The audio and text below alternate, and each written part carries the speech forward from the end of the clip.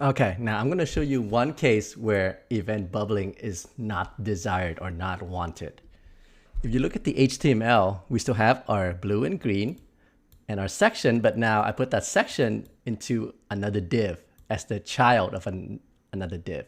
So this represents one of your browser tabs, right? You see how it has an X right here to close? Okay, so I'm going to add an event listener to the class tab and already selected it here. So we're going to do X button dot add event listener, click, and then when we click it, what is it going to do? Let's just make it say console.log closed tab. Okay, let's see what happens. We go to the console. I'm going to click the X, close tab. Cool, that works. Now, what if before we close tab, let me clear this. I click I am blue. I am blue, close tab. I am green, close tab. Now, this is because of event bubbling, right? Because X, or the close tab, is the parent or the grandparent of all of these buttons.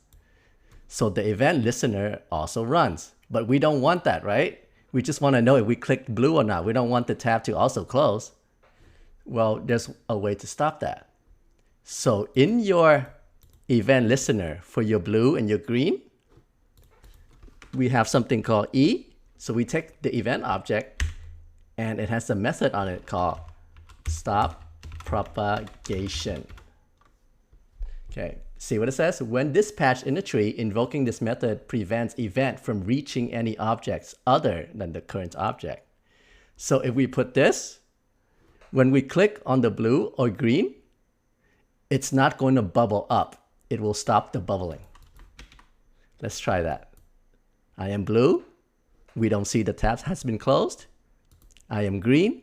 We still don't see that. Let's comment out stop propagation. Refresh. Click on I am blue. We see close tab. I am green. We see close tab. Okay. So that's the use of e.propagation.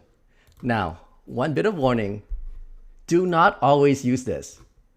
Okay, there's a reason that event bubbling happens by default for a reason, because internally it needs to be that way for memory efficiency and a lot of other things that we can't talk about right now. So let's say if you want to fix this, but you don't want to stop the event propagation, what can we do? Well, honestly, it's pretty easy. You can honestly just erase this, take this tab out. Why don't we just put another div with that class and the X, right? And it looks all different now because of the CSS, right? But don't worry. Now, what happens if we click on it? I am green, I am blue. If we click on the X, close tab, right? Now it works because now, since we put it in a different div, it is no longer the parent of these buttons.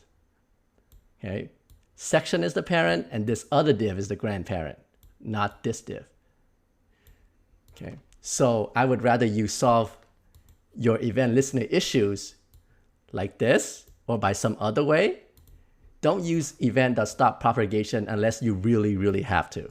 Okay, because things might go wrong down the line and you won't know what just happened. Okay, sounds good. Let's move on.